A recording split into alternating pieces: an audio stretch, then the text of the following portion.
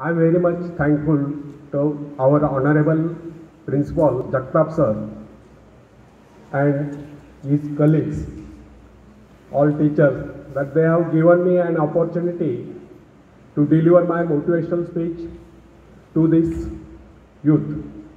So, first I will deliver my motivational speech on Atmanirbharta. So, what is the meaning of Atmanirbharta? पता है आत्मनिर्भरता क्या है? Yes, self dependence बनना। तो फ्रेंड्स, आत्मनिर्भर बनने की क्षमता वास्तव में हर व्यक्ति में होती है, परंतु बहुत ही कम लोग ऐसे होते हैं जिन्हें अपने ऊपर विश्वास हो। दूसरों का सहारा ढूंढना तो उनकी आदत सी बन जाती है। यह बात हमें कभी नहीं भूलनी चाहिए कि दूसरों के सहारे चलना तो बड़ा आसान है, किंतु इससे हमारी रही सही शक्ति क्षीण हो जाती है। मस्तिष्क और योग्यता, इनका जितना उपयोग किया जाएगा ये उतना ही बढ़ेंगे, इनका उतना ही विकास होगा। ये एक विडंबना है कि अपने आप कुछ करने की बात तो जैसी इन लोगों के मन में आती नहीं। कुछ लोग अपने आप एक ही काम करते रहते हैं, और वह है अपने बदनसीबियों का रोना रोना या दूसरों के आश्रय रहकर उनके गुणगान करना। ऐसे लोग जिन्हें सदा दूसरों के ही बल पर विश्वास होता है, वे केवल पिछलग्गू की संज्ञा पाकर निंदा के पात्र बने रहते हैं। ऐसे लोग अपने आंतरिक शक्तियों का भी लाभ नहीं उठा पाते। फ्रेंड्स, ये न समझना आप यदि जन्मजात नेता नहीं है तो ऐसे ही रहोगे। जन्मजात कौन क्या होता है? कोई महान नहीं होता, कोई वैज्ञानिक नहीं होता है, बल्कि एक अबोध बालक जन्म के बाद अपने में ऐसी शक्ति पैदा करता है जिसके सहारे वो अपने व्यक्तित्व की एक अलग पहचान बना लेता है। इतिहास में ऐसे बहुत से लोग हुए जिनमें नेतृत्व करने की योग्यता नहीं थी, फिर भी वे अपने प्रयत्नों से और अपने परिश्रम से अपनी योग्यताओं का विकास करके महान नेता बने। नेता वही होता है जो किसी पर निर्भर नहीं, जिसमें नेतृत्व करने की क्षमता हो, जो दूसरों के विचारों का सहारा लेना आवश्यक न समझता हो, उसमें स्वयं सोचने और अपने कार्यक्रमों को स्वयं निर्धारित या कार्यान्वित करने की क्षमता होती है। फ्रेंड्स, लोगों की संख्या बढ़ाकर भीड़ के बीच में चलना तो कोई बड़ी बात नहीं। बड़ी बात तो यह है कि लोगों के दिलों में अपना स्थान बनाया जाए, चाहे लोगों की संख्या कितनी कम क्यों न हो। ऐसे लोग वही होते हैं जो आत्मविकास करके शक्तिशाली हो चुके हैं। ऐसे ही लोग अपने भाग्य को बदल देते हैं, अपने साथ साथ दूसरों का भी भाग्य बदल देते हैं। फ्रेंड्स, आज के युग की विडंबना यह है कि हर कोई किसी न किसी का सहारा ढूंढते नजर आता है। किसी को अपने धन का सहारा लेना पड़ता है तो किसी को अपने मित्र का, कुछ तो अपने वंश पर ही फूले नहीं समाते। ऐसे तो बहुत ही कम लोग होते जिन्हें अपने ऊपर पूरा विश्वास हो।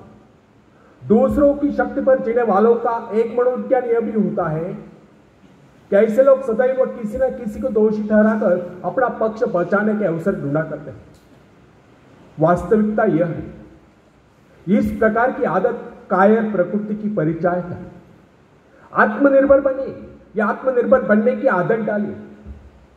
आदत का आरंभ उस समय होता है जब एक बच्चे को उसका पिता कोई विशेष कार्य करने को कहता है तब वह संतुष्ट नहीं होता, लेकिन जब वह अपने ढंग से उसी कार्य को करता है और उसे पूरा करने के लिए संघर्ष कर सफलता प्राप्त करता है तो उसके चेहरे पर खुशियों की लहरें थिरकती नजर आती है। इस प्रकार की विजय की भावना उस बालक को शक्तिशाली बनने का एहसास दिलाती है। फ्रेंड्स, स्कूल की शिक्षा या कॉलेज की शिक्षा केवल व्यक्ति की व्यवहार कुशलता और योग्यताओं की वृद्धि नहीं करती, यह तो व्यक्ति के हाथ में औजार थमा देती है। इस औजार का सही इस्तेमाल करना आदमी को स्वयं ही सीखना पड़ता है। हेनरी वार्ड बीचर अपने समय का एक महान विचारक अपने बारे में कथा सुनाया करता था। जब मैं बच्चा था तब मुझे किसी तरह से आत्मविश्वास की शिक्षा दी। मुझे ब्लैक बोर्ड के पास भेजा जाता था। मुझ में शंका और संदेह होने का रोग था। मेरे टीचर मुझे बार बार यह कहते कि इस पाठ को अवश्य पढ़ लेना। उनके स्वर में काफी क्रोध हुआ करता था। उनका यही कहना था कि हमें केवल प्रश्नों के उत्तर चाहिए।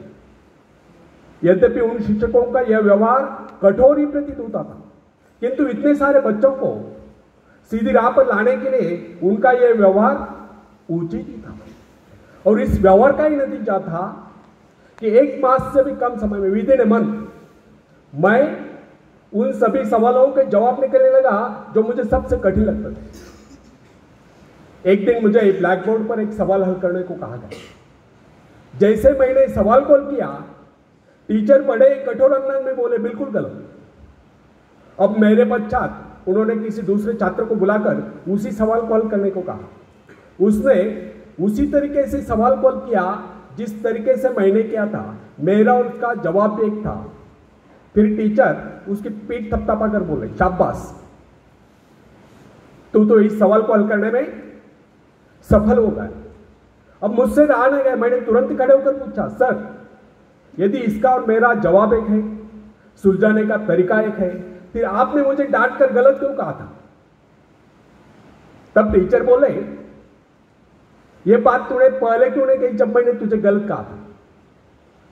फ्रेंड्स, केवल पाठ को याद करने से कोई मतलब नहीं। हमारे भीतर यह दृढ़ विश्वास होना चाहिए कि जो कुछ हमने याद किया उसे कोई काट नहीं सकता। इसे ही आत्मविश्वास करते हैं। और जिनमें ही आत्मविश्वास आता है वही तर्क दे सकता है, वही बहस यानी कि चर्चा कर सकता है। लेकिन जिसे स्वयं अपने ऊपर ही विश्वास न हो, वह क्या तर्क करेगा? उसके तो अच्छे कार्यों को भी अगर हमने गलत कहा तो उसे यही समझ लेना होगा, हो सकता है वो गलत है।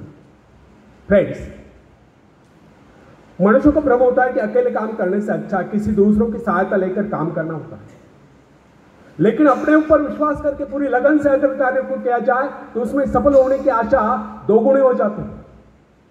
हर महत्वाकांक्षा का अर्थ होता है अपनी शक्तियों का परीक्षण करना, लेकिन दूसरों की नकल करना, दूसरों पर निर्भर रहने से व्यक्ति में दुर्बलता ही तो आती है। शक्ति तो हमारे स्वयं के मेहनत करने से आती है। अखाड़े के पास बैठकर हम अपने शरीर को शक्तिशाली नहीं बना सकते, या दूरदर्शन पर एक्सरसाइज प्रोग्राम देखकर हम अपने शरीर को तंदुरुस्त नहीं बना सकते। इसके लिए हमें स्वयं ही व्यायाम करना होगा, स्वयं ही एक्सरसाइज करनी होगी। फ्रेंड्स, यदि आप जीवन में सफलता चाहते हैं तो इसके लिए आपको स्वयं ही प्रयास करना होगा, स्वयं ही उस रास्ते पर चलना होगा जो आपको उन्नति को ले जाता है। और वह रास्ता है आत्मविश्वास का। अपनी शक्ति को पहचान कर ही आप सफलता प्राप्त कर सकते हैं। मगर यदि आप यह सोचते हो कि संसार में कोई दूसरा व्यक्ति काम करे और सफलता हमें प्राप्त हो, कैसे कैसे हो सकता है? जो लोग बच्चों को इस प्रकार जीवन क्षेत्र में उतरना चाहते हैं कि वे बिना किसी संघर्ष के, बिना कोई कष्ट उठाए आगे बढ़े, तो वे उनकी राह में कांटे बिछाते हैं। संतान को ऐसा बनाना है कि वह किसी भी प्रकार के संघर्ष का सामना करने में अयोग्य हो, तो इसका सीधा अर्थ यह हुआ कि वे लोग अपने संतान का भविष्य शुरू से बिगाड़ रहे हैं। संतान को सुख और ऐश के झूले में झुलाने वाले मां बाप संतान के सबसे बड़े दुश्मन होते हैं। दूसरों की तो छोड़ो, वे उसे स्वयं को पहुंचाने की जहमत या स्वयं को पहुंचाने के कष्ट भी उठाने नहीं देते। बच्चों को भी समझना चाहिए कि स्वर्ग जाने के इच्छुक को स्वयं ही मरना पड़ता है। स्वर्ग वही जाएगा जो मरेगा, दूसरा कोई नहीं जा सकता। इसी प्रकार जीवन का सच्चा आनंद वही पाएगा जो अपनी आत्मा की शक्ति को पहुंचानेगा। फ्रेंड्स,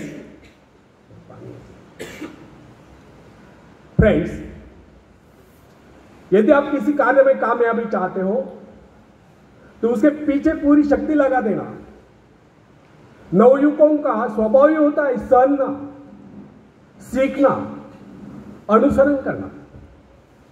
लेकिन अगर उनके अभिभावकों द्वारा या मां बाप के द्वारा बचपन से ही सारे इशारे देकर उन्हें जीवन संघर्ष के लिए हतोत्साहित किया गया हो, निराश किया गया हो, तो इसका परिणाम यह निकलता है कि वे अकेले चलना भूल जाते हैं।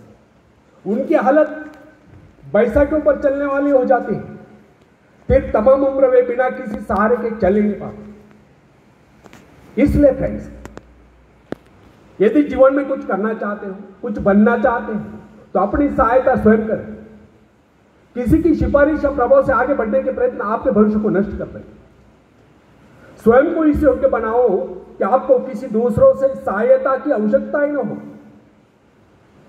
अपने भीतर अथाह साहस और विश्वास जगाइए। आनंद तो उसी उन्नति में आता है जो स्वयं के द्वारा प्राप्त हो। दूसरों के भरोसे, उनकी सहायता से आगे बढ़कर अपने को अपंग बनाने का क्या उपाय हो सकता है?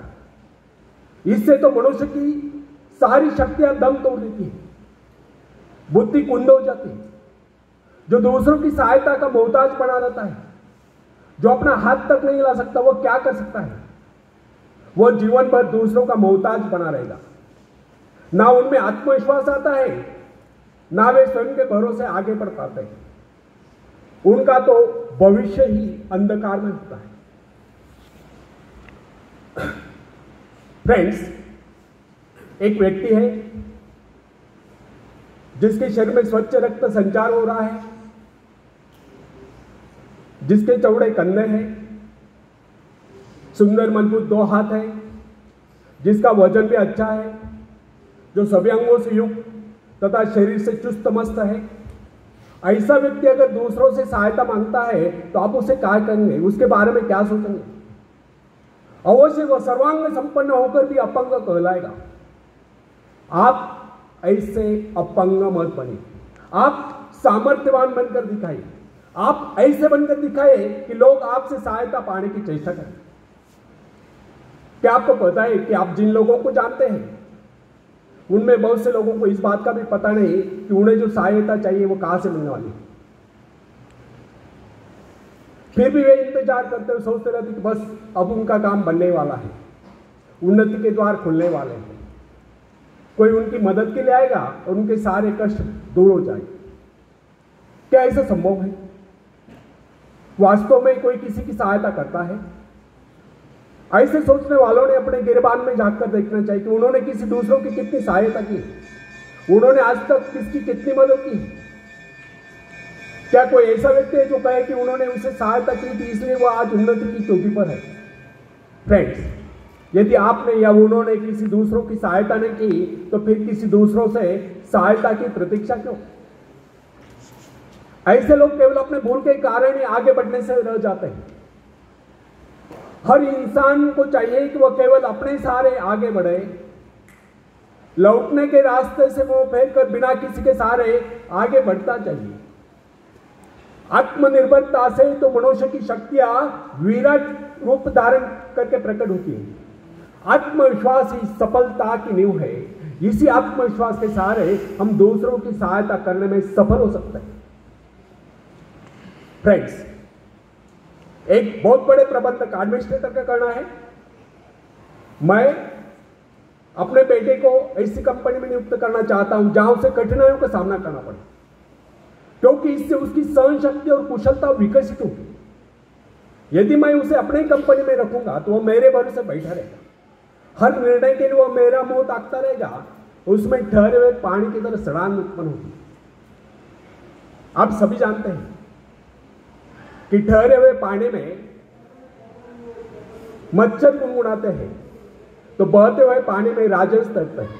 कितने सुंदर विचार थे उस व्यक्ति के। अगर हर माँ बाप अपने पुत्र या पौत्री के लिए इस प्रकार के उच्च विचार रखते तो वे अवश्य उनके भाग्य विधाता बन जाएंगे।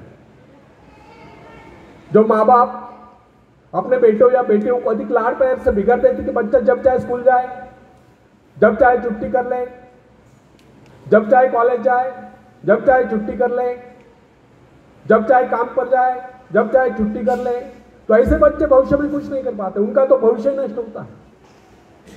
फ्रेंड्स, अपनी शक्ति पर स्वयं ही भरोसा करना पड़ता है। अपने कार्य स्वयं करने वाले ही सफल होते हैं। इसी से मानव के चरित्र का निर्माण होता है।